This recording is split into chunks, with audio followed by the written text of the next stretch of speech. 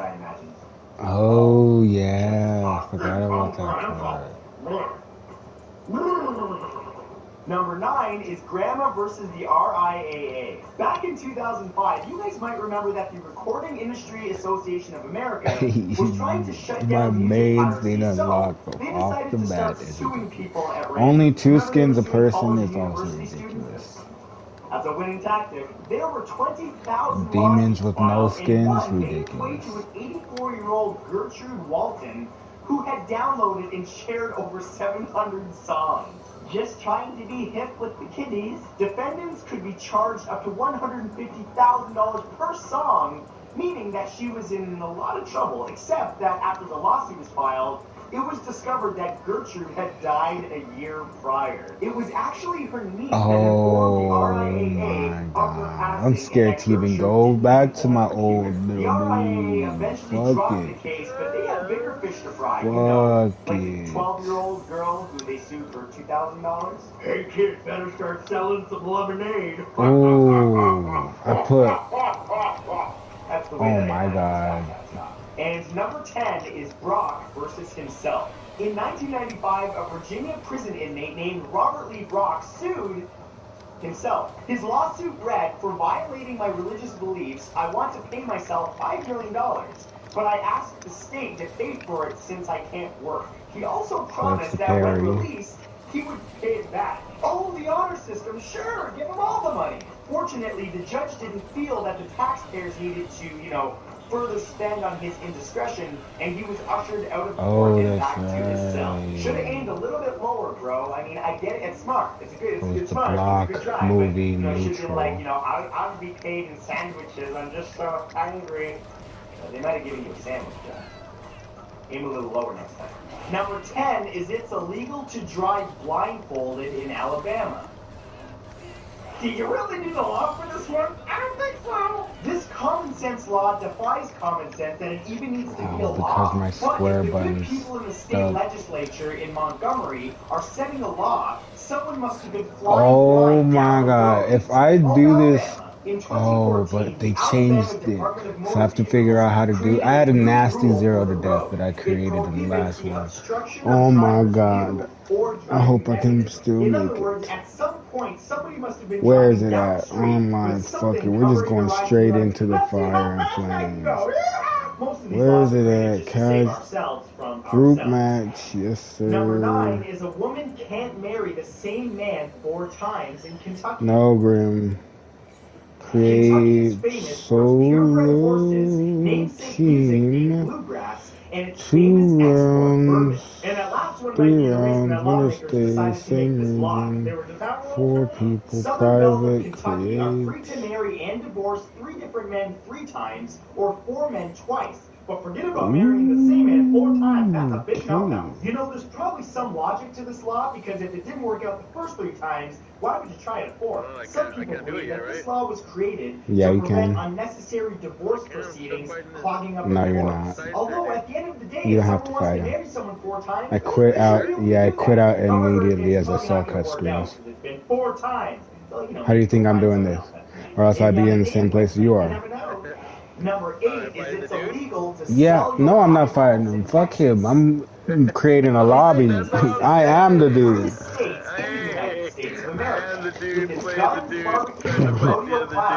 But one thing that you can't do in the Lone Star State is sell your own eyeballs. Wait, why would you want to do that? You only have 2. Where's my bullets disappeared? Oh, I forgot. I'm looking for a different color. But still, how the fuck is it gone? That you could sell off. Although I wouldn't oh my god. Some black market stuff. But somebody at some point camouflage. No, my life is gone. Penal Code 4802 set into law in 2009. Oh, look who finally decided to show up. Including kidneys, livers, hearts, and of course those beautiful pigments. Those found guilty of this can face up to a year in county jail plus a $4,000 fine. But for Texans still tempted to harvest your own organs, you are allowed to sell your hair in blood plasma. I'd also like to mention that this is just a misdemeanor. Oh, I'm looking for my ladder. I don't know actually. Number 7 is Trick or Treat. Oh, in this game, I think you pick them in. There's a like a Tekken screen where you there's like a countdown. If I remember right, where Grim, where'd you put my lighter, bro? Certainly not for teenagers on Halloween night. Just hopped out of my lap and now it's gone. Nice. As little ghosts, ghouls, and goblins terrorize their neighborhoods for candy, it's the Virginia teenagers who are considered the real monsters.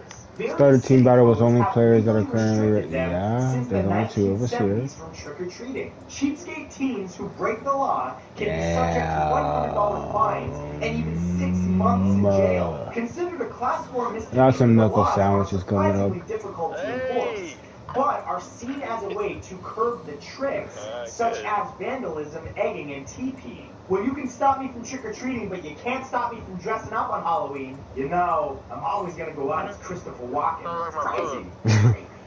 Number 6 are no couches on porches in Boulder, Colorado. Oh, You think that Colorado, one of the most libertarian states in the nation, that was the first to sell recreational marijuana, would let you put your couch wherever the heck you want. But not in Boulder, Colorado, where a SOFA ordinance is in full effect. What if it gets soggy? University hip. Of course you wouldn't do. 2 rifles, a shotgun, and a machete. Do you feel that you are mentally ill? No, I couldn't kill that nurse. Ooh, I didn't mean to Another sub. man followed you while he was jerking off. Yeah. Oh, that's true. That's true. Perfect soldier material. I don't like Mexicans. You wanted to bang some trannies there. I really wanted to bang the train there. Oh, there's the push block. I'm dumb. But You put a finger in your ass all 3 times. What's up, everybody? I hope you guys enjoyed that intro. I'm telling you guys, you have to strap in for this one because we have a gem of a video. The YouTube channel. Oh, I can still almost do the infinite. I just have to figure out the new buttons. I just did it by muscle memory. Holy shit. John Rambo, Jackie Chan, and the Terminator. I forgot how to block. R1's to block, by the way.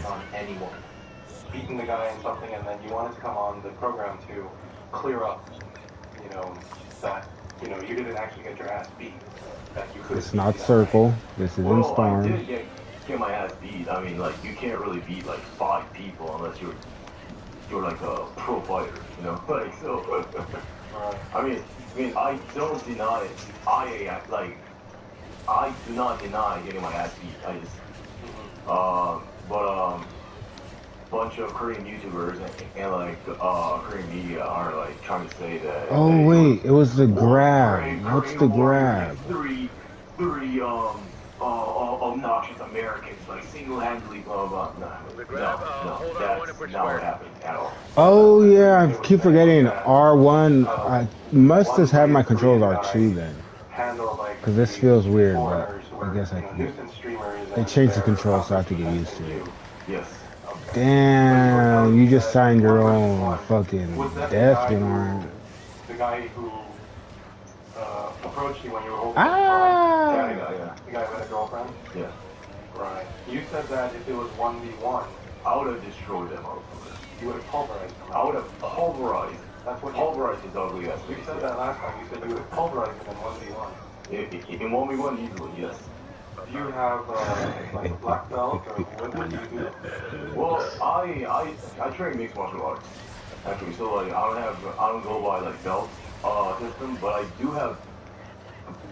But in terms of black belt, I do have black belt in like the Korean special assault combatives, and I also have a black belt in a Hapkido. Yeah. Interesting. So you're a pretty trained and skilled fighter. I would say I'm pretty trained and skilled because there are a lot of fighters who are like better than me. So in terms Can you of not grab out of that anymore? Yeah, Hank, in That was terms of interesting. combat rankings, you're at the bottom of the list because we have seen you get in a couple of scuffles and you are completely terrified. I showed a clip not too long ago, maybe it was a few weeks ago, where you really see how he got humbled by one guy. Not a There it is. just one unarmed man, and he got completely humbled, and he sat his ass back down. Hank, just put the fries in the bag.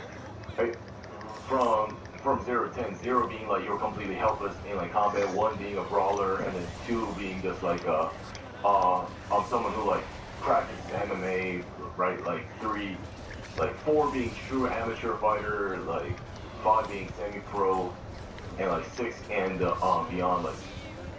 So you're like a 5. Different levels of pro. I would say I'm 3. Oh, you're a 3. Yeah. What is a 3 again? 3 is like a serious MMA enthusiast. 3 like serious MMA hobbyist. Like if you're level 3, I would say that you can beat 99 percent of the world population in a fight. So you could beat 99% of the world population in a fight? In a one-on-one fight, yes. I'm certain because 99% of women. Oh, I remember the grab was when I didn't have 99% of men, yes. Because my. Oh, I'm remembering now, but then that means I can't. I'm gonna have to figure it out. But it is possible. Hey, fuck you, man. I was having a moment. That's being generous. I would find other labels for that. I don't think that fully describes him, but it's a step in the right direction. He said, "This isn't Dragon Ball." FBI labeling me adjudicated mentally defective as started my American federal case. So the FBI labeled you as what? Adjudicated mentally defective. Adjudicated. Yeah, if you couldn't tell, this was obviously my main at one point. They used to actually tell me that they labeled me as such. Like, Why would the FBI even get involved with you?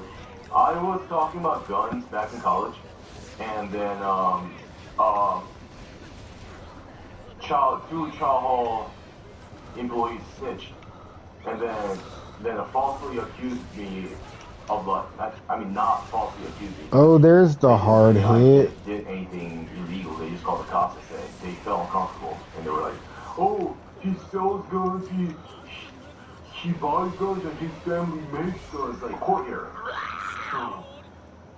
Because they don't have any evidence. So come on, it. To like keep me there. But then I swear that's what the they said. It wasn't me. Still labels me adjudicated mentally defective, which is against No. Wait till I get this 0 to death backdrop, bro. Ooh, that 0 to death's gonna go nasty. It's all coming back. I'm suing them. One of the stronger demons, Akasa. Cash Patel? He's good with his hands, yeah. Bop, bop, bop, bop, bop, bop, bop, bop. You just don't have the combo flow. Especially considering the fact that you It's literally just, it's way easier than Naruto. It's just circle, circle, circle, circle, circle. Oh wait, no, it's square, I mean. Circle's your dash. It's square, square, square, square, square, square, square, square, square. And then circle to dash when they're in the air or whatever. Segment, Hank talks about how his own family got I'm pretty sure it's still modifiers like down, neutral, and My up. grandfather gave me a false Like Storm. And moved me to like Korea for a bit. Yeah.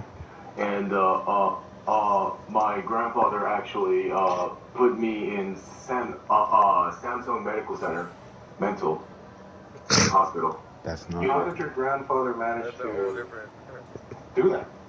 My grandfather came to the hospital at a carrier clinic, which a hospital which grossly violates patient bill of rights. Okay. By the way, because they threatened to sedate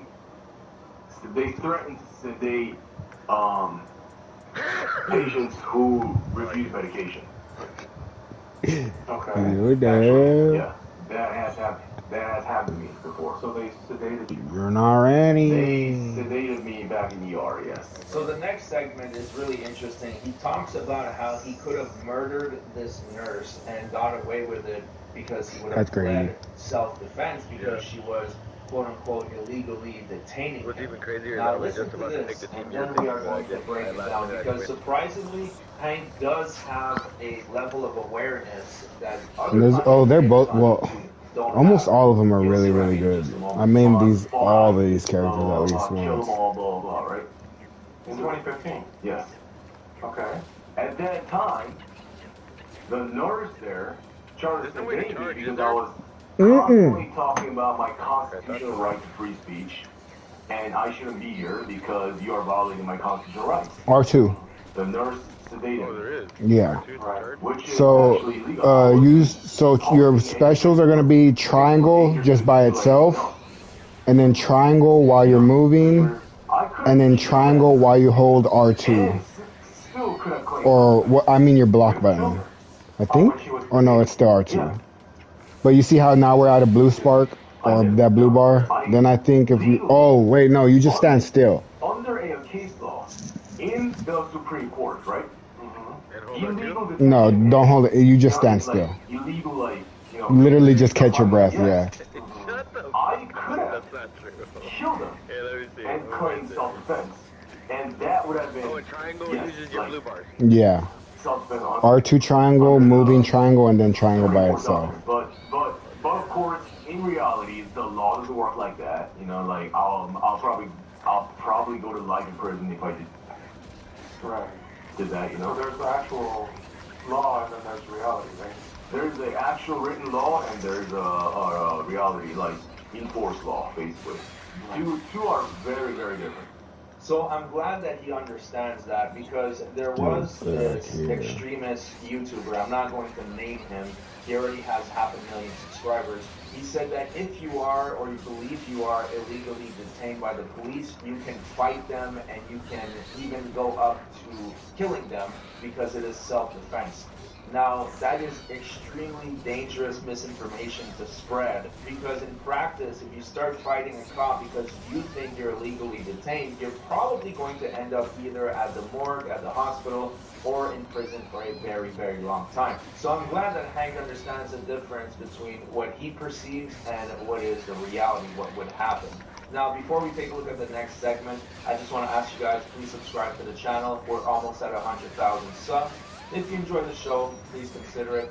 Now, in the next segment, you have Hank that is asked, are you mentally ill? And his answer is quite interesting. Do you feel that you are mentally ill?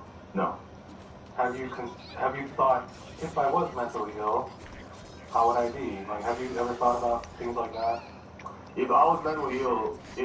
To switch your character, when you have 2 bars, you can hold... well, if you're not moving or attacking, you can just switch by holding L1. Yes. So if you're not getting attacked and you're not attacking, you can just hold it to switch at any time. But if you're attacking, or if you're getting attacked, it'll be a substitution or like an assist, and you'll waste those bars. So you're saying the therapists are part of a mental health system that doesn't actually help people? Or? They don't really help. Like, you don't. So when I catch you, you see that little circle that's counting down? That's the combo bar. And you're stuck with me until that's over, or I drop it. Or you use your substitution, which is L1. L1. While you're getting attacked, yeah. Yes. You only get one. Oh, my granddad put me on Depakote and the respiratory gave me gynecomastia. Hey, you ready? Bamboo.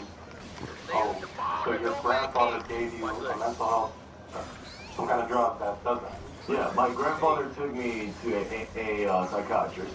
I mean, kind of forced me. You know, by saying, if you don't take the pills, I'll cut you off.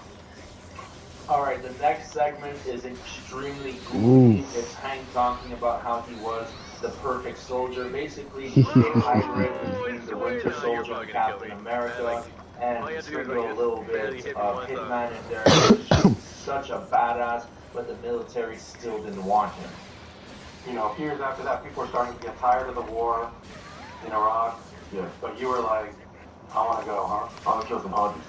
So also, when I'm blocking and how I keep pushing you back, I'm just flicking up on the stick. It's called the push block. And it's just to give me space and decide, do I want to attack here? Do I want to get a counter in? Do I have enough space for a counter? HAJI. Hodges. Basically like Islamic terrorists. So you wanted to take them on? Yes. So you wanted to fight for the U.S. government, and by fighting these terrorists? Yes.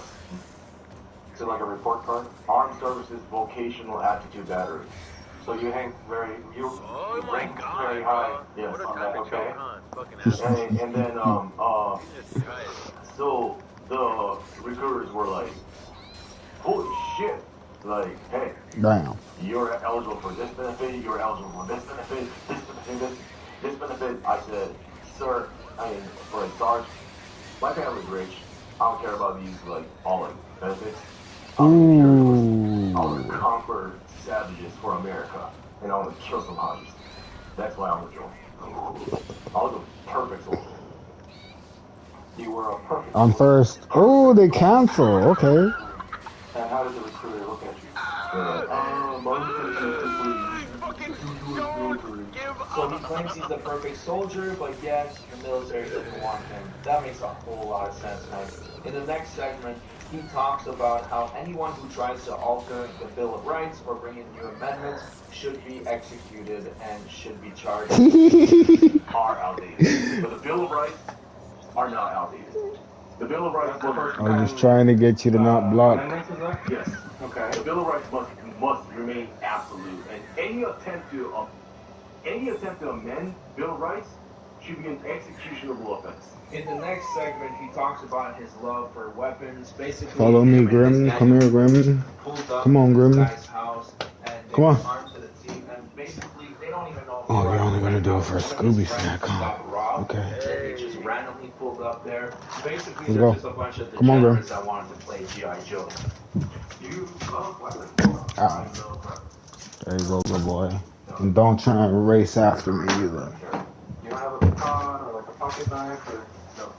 These are the only weapons you have?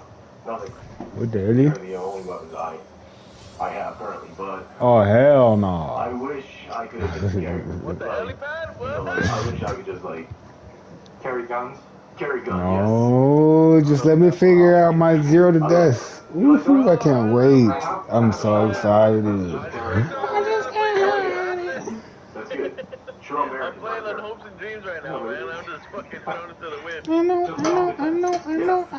Again, true American. I think 7 firearms that you had purchased where you had falsely claimed that you were a U.S. citizen, even though you are not. And I asked you about this last time. I said, why did you lie about this? I used to be really, damn, I used to be really good with everybody actually, because this is just like Why did you Storm. feel So I can literally just pick up Don't you have any anybody. pride that you're Korean? So why do those guys have blue When the bodies? police found you, they said they found a tactical vest, 3 magazines, They're handguns, demons and they can only be shotguns, played and as a Were single these all character. your items? Yes. Oh. This is all yours? Because they're like built a little stronger. CQC? Melee? And then the demon slayers get multiple people. Well, some demons, they're changing that in this game. Some demons have teams. No. Or you can play them alone on their stronger version. My other friend But was. yeah. It basically Why has does he some get type the of tactical zeroing vest? out system to where it'll be Because even. You can play one of them, but he's probably really high. So the Yeah. next segment is pretty hilarious because Hank confesses that Johnny Somali isn't even his best friend. Now, I don't know how Johnny would feel about that. Maybe he would feel relieved, but take a look at this. my best friend's blood. Okay. And I call him all the time, like, what's You mean up, man? you're about Johnny Somali, right? No. Oh, he's not your best friend. He's one of my best friends now. I don't think there's anybody on the planet you've done it more for than Johnny Somali. Yeah, well, there's one more guy, and he's like my best friend. Actually, yeah. Well, that's news to me. In the next segment, which will be the last, because trust me, after you hear this, you're going to want to go do something else. Well, Hank talks about how he was used as some type of boy toy in prison, and he was making money from it. Take a look at this. I'm not gonna lie, man. Like, I really wanted to bang some like trends there. You want to bang some trannies? I really wanted to bang some trends there. So the trannies there, these are like the male to female, or they changed, transition once they were in prison, or they were already before? Both, but like the ones that were already before, those were the pretty ones, and the ones that transitioned in prison were the ugly ones. So did you have relations with any of them? Nah, man, but like, oh man, like, I don't know, man, like, I was horny as fuck. Yeah. Is it true, some source told me that while in prison, Boom, showers, boom, you smash. were paid to let They another did man- update everything. Okay, everything's redone. another man your Thank ass while you. he's jerking off, and he pays you for the privilege. Yeah. Oh, that's true. That's true. How many times did that happen? 3 times. And how much did you get each time? $100. So you got $300 for that. Yeah. All you have to do is just stand there and let him grab your ass. Yeah. And then where would he finish, on you? No. Then where? In the shower. Into the drain. Yeah. So he wouldn't finish on your ass. No. It doesn't touch you at all. No. Did he ask for that though? Yeah. And then what did you say? I said, nah. That's too far. Yeah, that's too far. Water He wheel. put a finger in my asshole. He put a finger in your ass all 3 times. Yes. So that was negotiated too. That was negotiated too. Finger in the ass, fondling the ass, but not coming on you. No. That would cost more. Yes. So you would do it if you take more. Yes. All right, on that note, I think we're going to wrap it up. I think I've heard enough. Huge shout out to K-Town Social Club for making this available to us. Take a look at the description. You'll see the link to their video. Now, quick announcement. I did a face reveal a few days ago. It went very well, and I will be doing a lot more live streams across all my channels, and for that reason, I am changing my business model a little bit. I added memberships to this channel because when you do live streams, getting memberships is part of the business model. So I made it extremely affordable, just a couple of bucks if you want to join the Cloud Goblin Destroyers. If you don't, no worries. I appreciate your support just by watching the videos. I hope you guys enjoyed the show. If you did, make sure to subscribe, and I'll see you guys on the next one. Slice, slice, slice.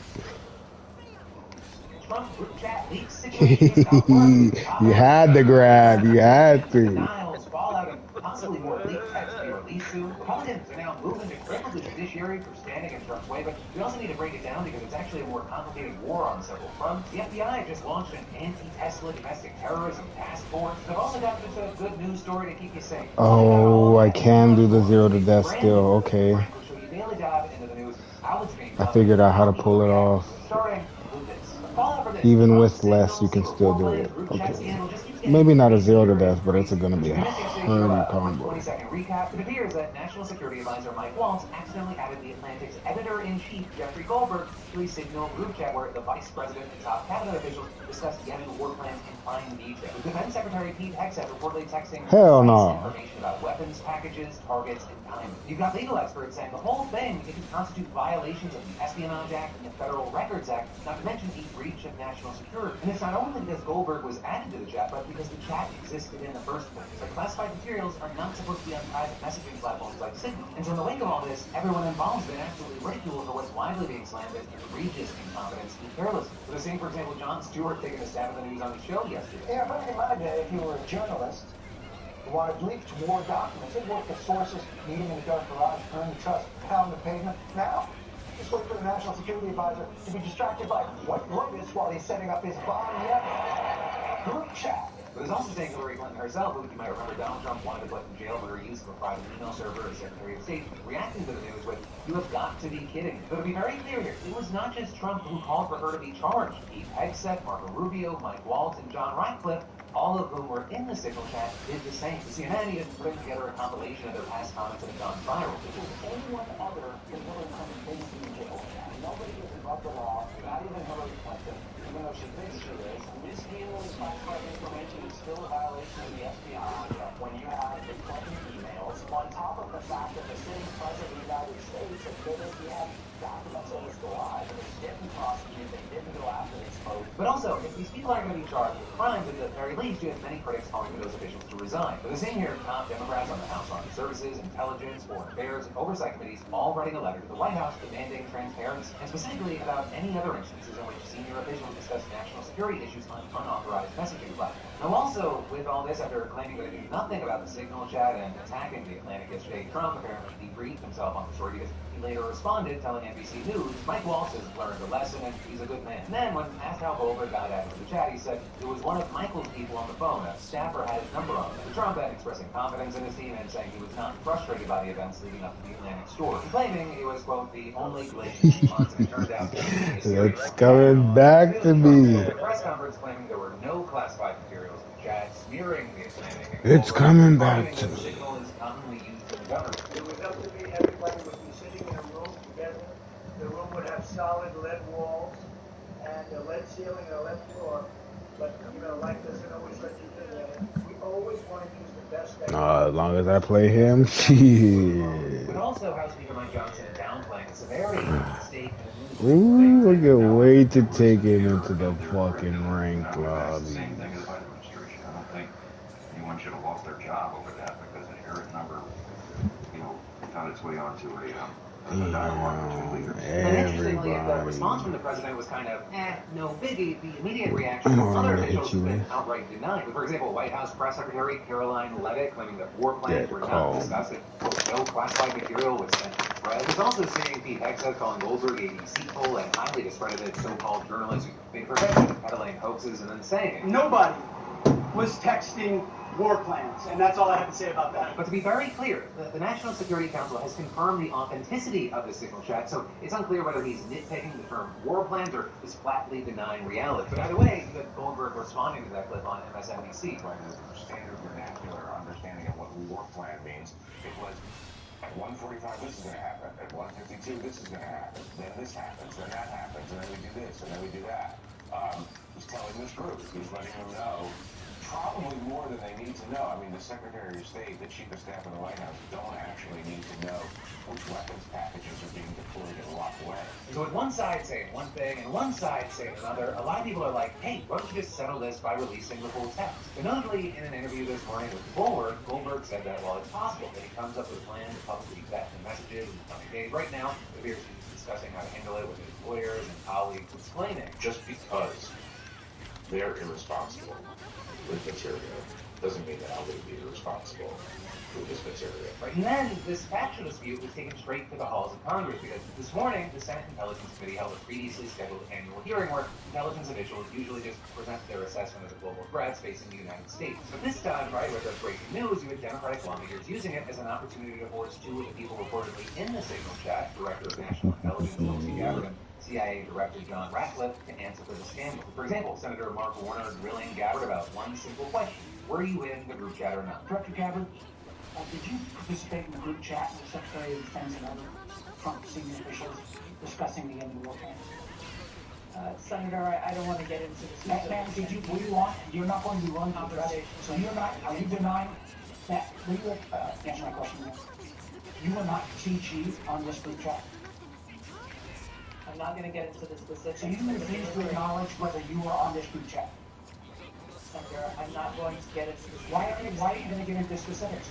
Is it because it's all classified? Because this is currently under review by the National Security Because it's all classified? If it's not classified, share the text now. There was no classified material that was shared in my... So then if there was no classified material, share it with the committee. You can't have it both ways. These are important jobs. This is our national security. He then summed up on Ratcliffe, the CIA director, who had no problem telling Warner that he was a member of the group chat, but then he went on to defend it, saying, so that we're clear, one of the first things that happened when I was confirmed a CIA director, the signal was loaded onto my computer at the CIA, as it is for most CIA officers. That is a practice that preceded the current administration for the Biden administration.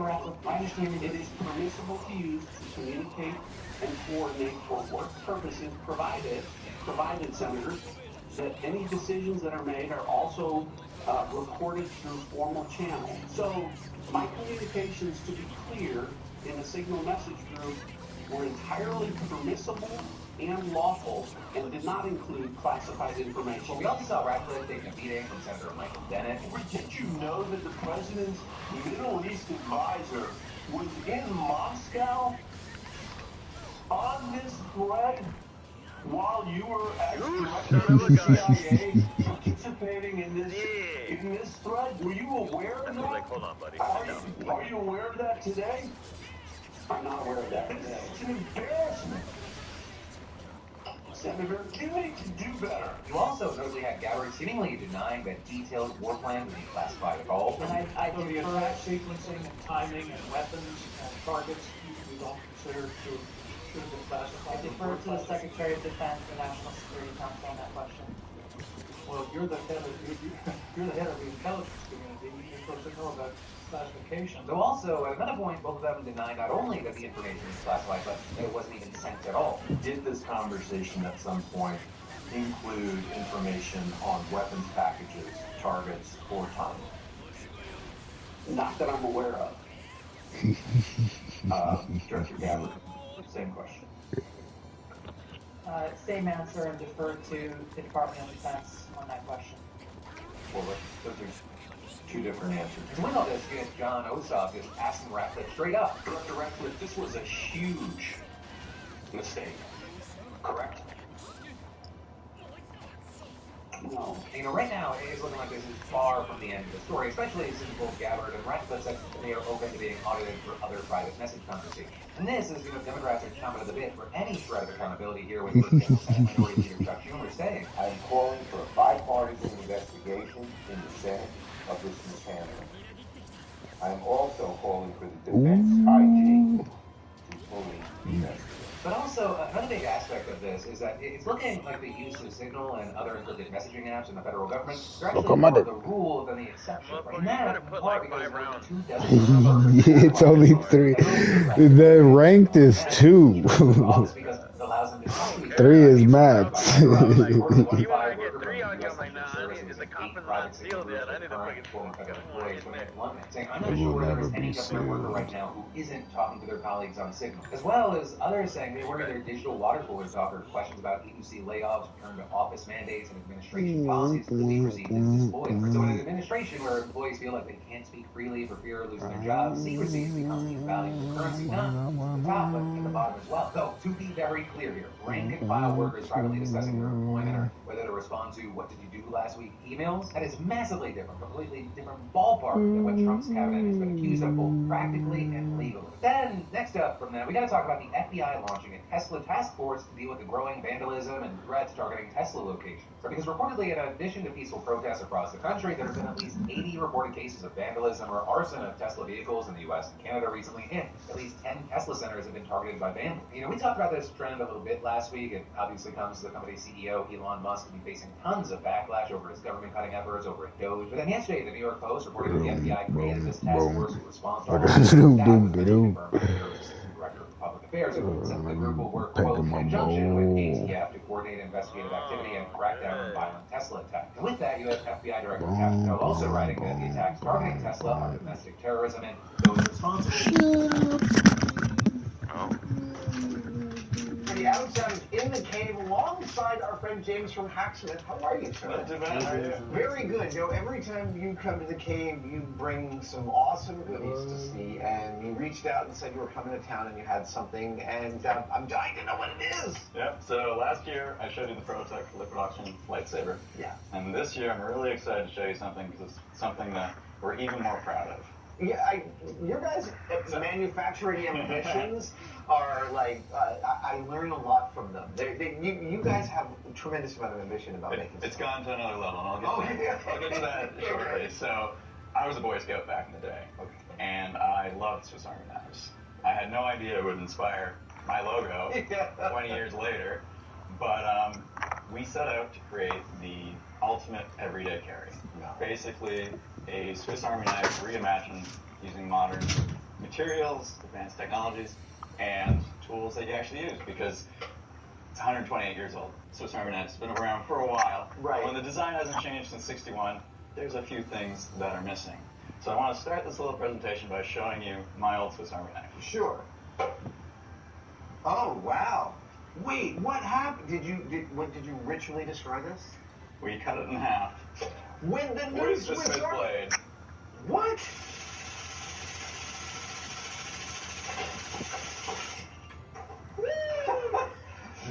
That is a magnificent narrative passing of the torch. Before we even get into this, I am curious about how you started thinking blue sky. Like, was there a thing from a multi-tool that you took as a handle to start with, or did you guys just sit down with a whiteboard and like, what is our dream? Yeah, so the reason I wanted to do this is I love Leatherman. Yeah. But I've never managed to actually everyday carry one because they're pretty big and bulky. And then the keychain ones are not They don't have that many tools. My Leatherman's starting to destroy my car upholstery. Yeah. So basically that's where the idea began of, could we make an everyday carry that you actually everyday carry, and can we make it useful enough that it's really going to come in clutch when you need to? So that's a matter of what its qualities are, but also its form factor. Mm-hmm. So you were striving for something that was a sleeker form factor. Exactly. It weighs 88 grams. A normal Swiss Army knife weighs 100. A Leatherman about 250. It's a titanium body with a frame lock design. So we started with the base knife and shape that we liked. So I've been calling it reverse Tonto. The knife community sometimes is like, it's this or that. It's like, okay. Yeah, sure. And then we just started very blue sky. What tools can we add and what would be useful? The main stand-up feature of the Smith Blade is the integrated bit storage and 4mm driver. And the way it actually works is really quite cool, because you drop the bits in the mill, you push down, and you slide it in, and that's the hexagon. So those springs don't pressure back, they pressure up. Yes. Ish. There's more to it. Oh, no. Sorry, I'll stop jumping ahead. We came up with this design and 3D printed it. It was super easy. Yeah. And then we asked our manufacturer, one of our manufacturers in China, if it could be machined, and they said no. So Ben, who couldn't make it this weekend, he's our resident CNC expert, and he set on a quest to figure out how we're going to machine it. And this is machined using 3 different end mills. So a normal end mill, a slotting end mill, and something called a double chamfer tool. The spring is? No, the internal hex geometry. The internal hex geometry. Oh my gosh. Yeah, so are you familiar with the double chamfer tool? No. So, top and bottom? Exactly. Like so it's literally, tiny. it's a thin shaft, and then it's a sideways diamond. Right. With 60-degree angles.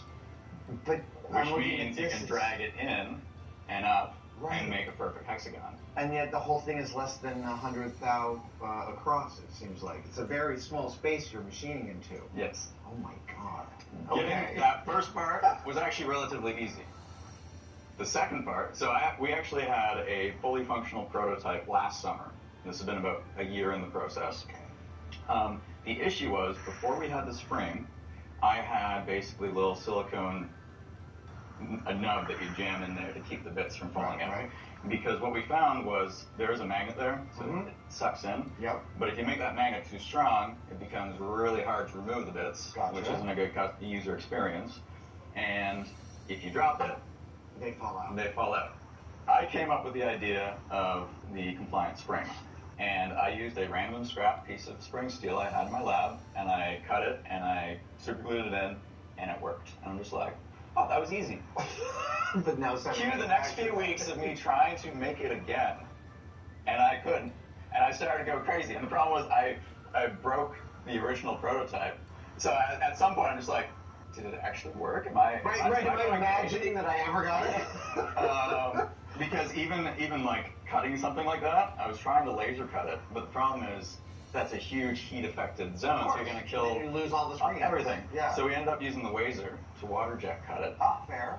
And we got it to somewhat work, and maybe it was my ego. I wanted to keep the spring because even though it wasn't working to keep the bits in when you drop it, I couldn't get over how nice it presenting the bit is. Right. It's just such a nice fidget experience that also with some practice you can one-hand it if you're under the car and do that. No, I appreciate you keeping your attention on the experience. That's exactly. really neat. So, in a parallel path, Ben was also trying to solve this problem. All right. And he came up with a really ingenious solution. So we already have the internal hex geometry. Yeah. But if you look close, it actually steps up about 0.1 of a millimeter. So the hex goes like this and goes like that. And then when the magnet grabs it, it just holds the ever so slight edge of the lip. And it was funny because he started doing drop tests and the bits stayed in. And he showed the rest of the team. And he was confident that he had solved it. And I was hoping he did. He brought it to me. And in my lab, he gives it to me. And I'm like, all right. And I drop it. And the very first time I drop it, the bits fly out. And he's like, what? I pick it up, I put them back in, I drop it again. Bits fly out. Every single time. So it's like, am I super bad luck? Or did something change between here and the other lab? And it was it was the opposite of what you think. So he was testing it on epoxy concrete floors, Right. which you'd think is the worst case scenario because that's a hard impact, right?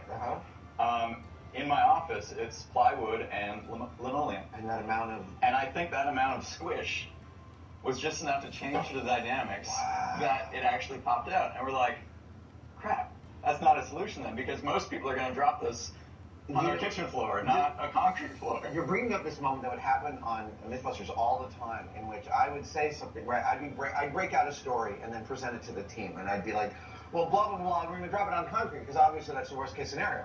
And then someone on the crew would be like, is it really? And then I'd be like, why are we even discussing this? It's gotta be. It would turn out to be absolutely valid. Yeah. Your assumptions are always to be questioned. Okay, so it didn't work on the wood floor. And the spring didn't work enough by itself. Yeah. But when we combined the two together, that was enough. Because what the spring is actually doing is it's actually racking the bit. Like if you look close, the bit is actually sitting up. So we're actually tilting it in favor of the that little one sheet of paper thick lip that holds the back of the bit in. And now you can drop it and the bits don't fall out. Sometimes they will dislodge the magnet just a bit. And if you drop it again, then the bits will fall out. And I feel like it's a reasonable expectation that if you drop your knife, when you pick it up, you look at it and you might click it back into place before you put it in the pocket. Go ahead. I have so many questions. So we could talk for another 20 minutes about the bits. So I'm going to do a really concise explanation. Wait. So ASTM standard for 4mm bits. The male hex should be between 3.91 and 3.96. That's a very small window. And in the actual manufacturing and the female hex is supposed to be 3.99 to 4.04. Okay. What we found when we started measuring other manufacturers' bits is a lot of them are 4mm. Some even more than 4mm, which means if you get on the smaller side of the female, it's just not going to fit. Oh man, now, like Robertson and Square Drive. Yeah, and we found ourselves at a fork in the road because at first we didn't want to make our own bits because we need to order these 10,000 of each style at a time, of course. And once we started measuring other bits, we ran into the issue. Okay, well, I fixed the bits are one size, LTT bits are another size. What size do we make our internal hex geometry? We want to make this the best user experience you can have. And the only way we can do that is we sell our own bits. But he's not even ready, folks. I really don't like making the wrath you have to buy our bits to you don't want to lock them in. So we want to figure out a way so you can bring your own bits. I appreciate that. No. That is, I really We ended up deciding to make our own bits, but we wanted to make them still compatible with as many bits out there as possible. So our bit retention works best with our bits because we have the short hexagon shank. Because the thing with 4mm bits is sometimes you'll get ones where the hexagon is almost the whole length of the bit, and if you have a tiny Phillips, you're not going to stick it in the hole. It's the most annoying thing ever. Yes. So because we ordered our own bits, we were able to have a long shank, and we actually made our bits slightly longer. So standard 4mm bits are about 28mm. Ours are actually 32 because we had enough space to give you just a bit more reach. And a little more space means it's one more bit of electronics you can actually get to. Exactly. Okay.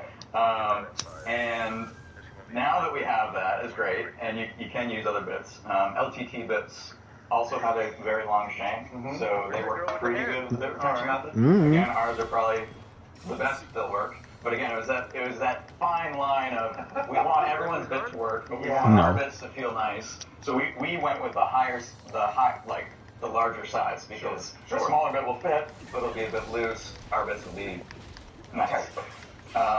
We've got the right angle. I saw that. So you can get a bit more torque on there, and then you've got the other one at the other end. Oh, sorry. One last thing that you'll get a kick out of. So you'll notice that our bits are laser engraved. Some would say that's the cheaper way of making a 4mm bit because the other method is stamping. And stamping looks nicer. Sure. But guess what happens when you stamp something? You change the dimensions of it. It becomes an oblong hexagon. So as you're measuring across flats, it's just like, okay, well, this flat is in spec. This flat is way under spec. Wait a second. And it was just like, okay, that's got to go another issue. Yep. Okay.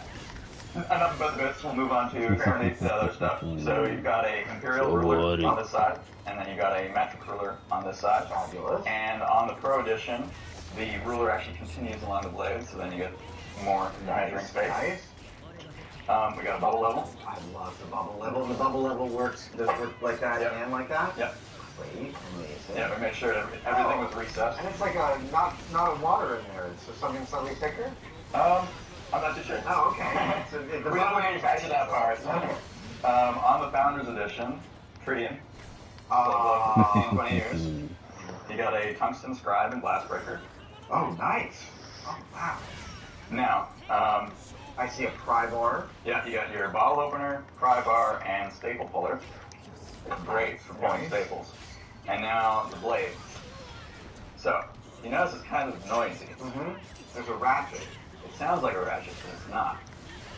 So we have ceramic bearings, because normally, when you're making a nice knife, you try and make it as smooth and as we went the opposite way. So, because we were taking the knife apart so many times, and this is a frame lock design, so there's a little ball detent there, and that's what holds the blade shut.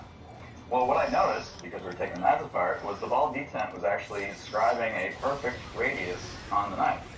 And I was like, what if I just put more detents on the blade? And now, we have a 15-degree protractor. Ooh, strawberry. Oh, dude. Oh, that's kind of great. And what I love about it is You gotta remember right now. it doesn't take up any space. Right. If you don't know it exists, you just don't know it exists. And I love when design can be hidden like that, where it's not, I didn't sacrifice anything to add that. And the thing I really liked about it is it now has a signature sound. Unlike any other pocket knife out there. And when you flick it open, it's Right. They and changed everything a from our lot, light actually. edition, which only so we have the light edition 7-in-1, standard 14-in-1, and Pro 21-in-1, and all of them have the protractor, so they all sound like that. So, for example, this is a gold light, and it also. Dude, it's great. Does that. That's a great little addition. Yeah. Sorry, go ahead. And we weren't sure if people would like it, but I haven't found a single person who's like, I don't like the noise. We even, so... No one minds that. Yeah. No one minds that. So we local to us, actually, in Niagara Falls, there's Rimsmo Knives, and he actually runs a YouTube channel, and he does deep dives into the CNC machining of his knives, and he makes $1,000 knives. Right. So we were able to go into our facility and see the level at which he... Yeah, so...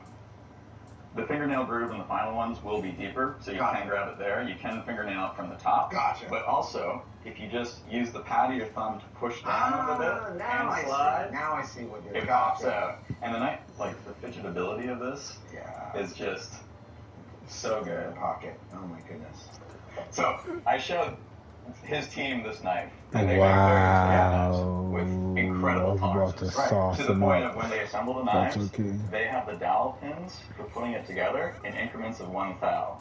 So they're literally matching up the pin to the blade to make it perfect. And every single one of them, after a few flicks open, they're like, that's really cool. I'm like, all right. If these premium knife makers like this, I think we're on a good track. We've got a file I was on noticing the back of the blade, and it's going to be a bond.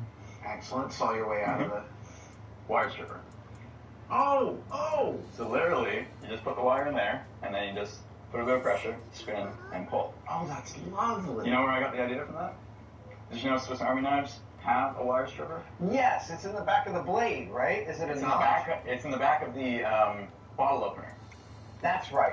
And the funny thing is, looked at it on the list and never actually tried it. So there's a video on YouTube of this old guy showing you how to use it, and every single comment on that YouTube video is, what? Yeah. And it's just like, okay, you guys went a bit far with the hidden design, but that's where it gave me that, because really it just gives you a place to put the wire to let you then use the blade to twist and pull.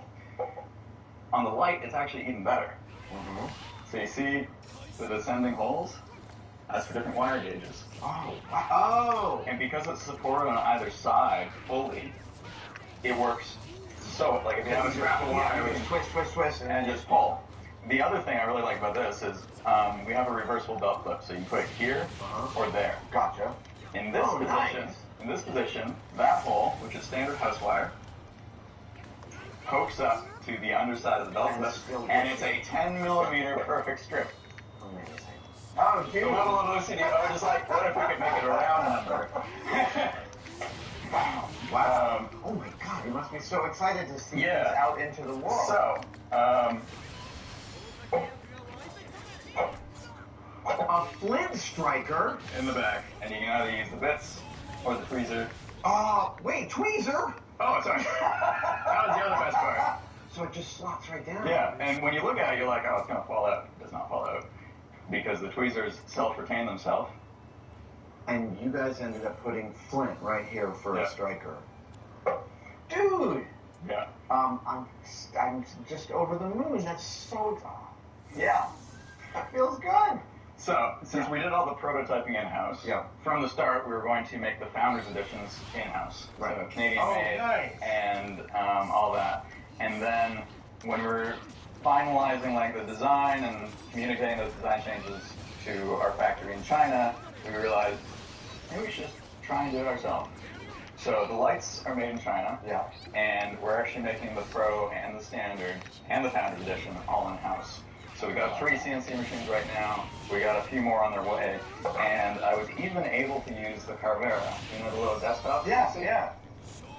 So I made this nice little display piece. Look at that! Where I kept the knife in the picture frame that I was machined out of, and I managed to, I taped it off, blasted that, and installed all the hardware. So it's a nice little airplane safe I love thing you can take around and show people. Wow, that is so beautiful. Yeah. You should totally sell these as a limited edition. This is, I love the saw cut too. That's the best. Oh my God. So, we're still refining the last few things, but we were able to make one Founders Edition that we finished 2 days ago. That's for you. No! So you are the very first person outside of Hacksmith Industries to get their hands on a Founders Edition.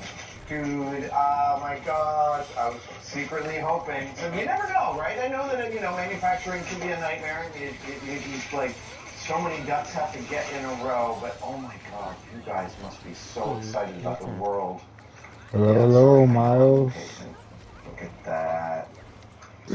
So, I put tape. Smells good. So, that is your Founders Edition. On the Founders Edition, we have our autographs on the inside, and 2, we're actually engraving the serial number of which one it is. Thank you. No problem. I don't even know where to start, but I've been saying it all along. I have a little tiny manufacturing company. We make bags, and I have some glimpse above the clouds of the difficulties of fulfillment and vendors and multiple parts coming from multiple places. And nothing I have done. Yeah, I'm loving it so far. 1% of the complications. They changed a lot of controls from the first game, but that's okay.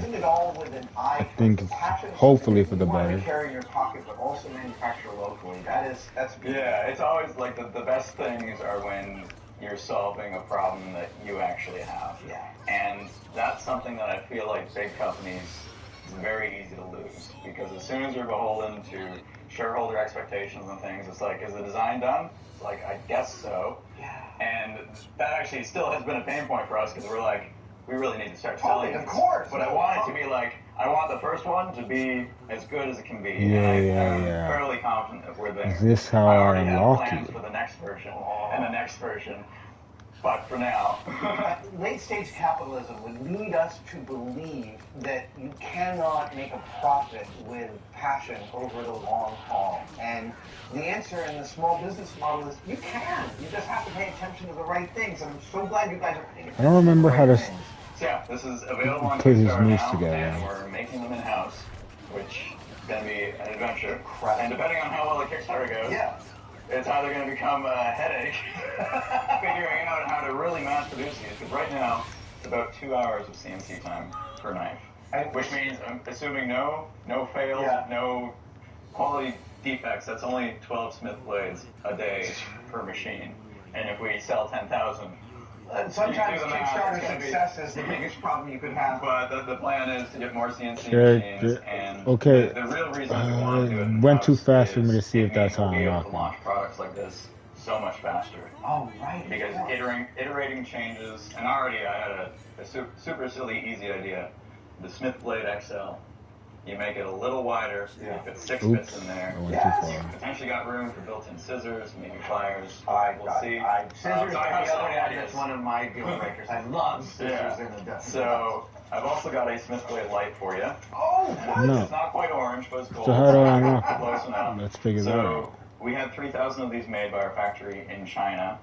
We've had them since December. Because that's when we were hoping to launch the Smith Blade. Of course it was. Tell me I'm gonna have to do it in So story we held on to mode. them until now. But the idea is we wanted to make sure that we had a Smith Blade for everyone. And if you can't afford the Pro, you can afford something. Another great ethos, of course, making it so that if you want to join in the fun, you can. And they're substantively different. God, this is great. One last cool thing. One last cool thing. So, what are you, Steve Jobs? So we standardized the T8 screws. Yeah. Originally it was T8 and T6, and that was annoying. Okay.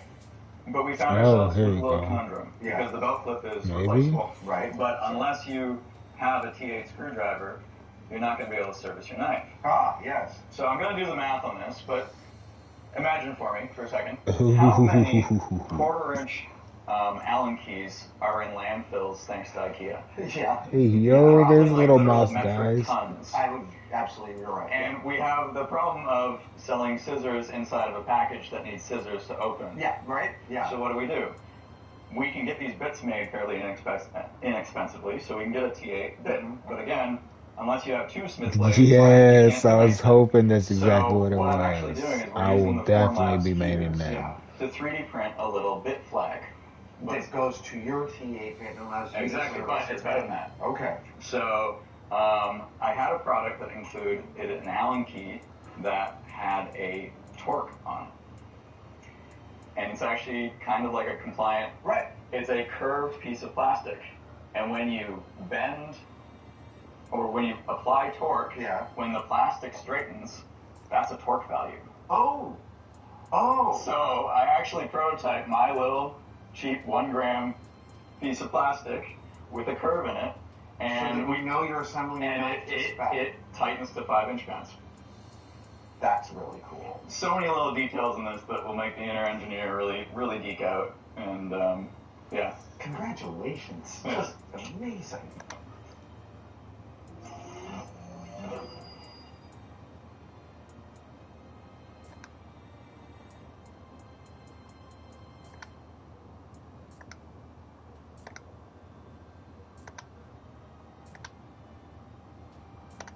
Functional playable state. You'd have to re-architect the entire game. And then you see him go on to get technical details about why that's the case, but you get the idea. And then in this other video, he addresses 2 of the main concerns brought up after issue. For people that push back that, yeah, if a line service game is being sunsetted, people should get the ability to play it if they want to still. And that could either be by making it a single-player experience or by releasing the tools that players would need to make their own private servers. And to that, you had Pirate saying, Now, many of you are requesting, yes, I should get the server binaries so that I can go and make private servers for this. But that doesn't make a lot of sense in the real world. And the reason why is because it leaves developers open to abuse. You then see him go into this hypothetical situation where a bad actor wants to make a private server of a game, let's say an MMO, and monetize it. And obviously a studio wouldn't allow that for as long as the actual game is still alive. And so this bad actor attacks the game's social media, bots the game until it's miserable to play, figures out exploits, etc. And this eventually leads to the original game dying, and then Pirate claiming that under this initiative, the bad actor would get access to the server tools needed to start that private server. At which point, they can monetize. And you have Pirate claiming that the initiative does nothing to stop any of that. And then also making other comments on screen throughout the past year, but once again, you get the idea. Which then brings us back to this week's video by Kurt Farm. Right in it, he details how the initiative is essentially right up against the wall here with just a few weeks to go. Flat out, he just doesn't think that he'll get enough signatures in the UK for it to be considered. Though he is slightly more optimistic about the EU, which had around 50% of the 1 million signatures needed. And so with that in mind, he decided he needed to address Pirate Software's claims, which the First Farm says are categorically false. So he also said he didn't even want to do it since he felt it was a bit internet drama-y, but he felt he had to since it was hurting the initiative. Okay, I really don't want to do this next part, but it's become a liability for the campaign for me not to. Our biggest critic by far is YouTuber and streamer Pirate Software, who goes by Thor. If your only exposure to Stop Killing Games has been this video, then you've been misinformed. This video is by someone who does not understand the campaign, has been trying to stop it, and has been making up what it is about. So he goes on to give examples of how he says,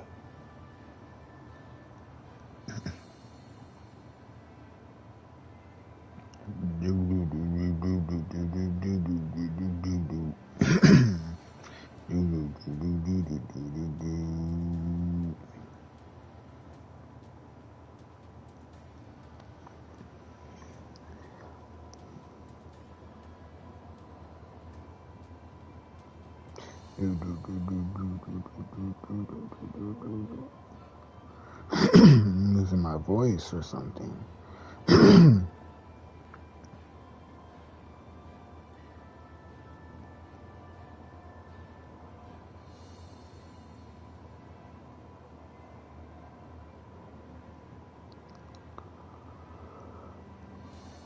Oh yeah.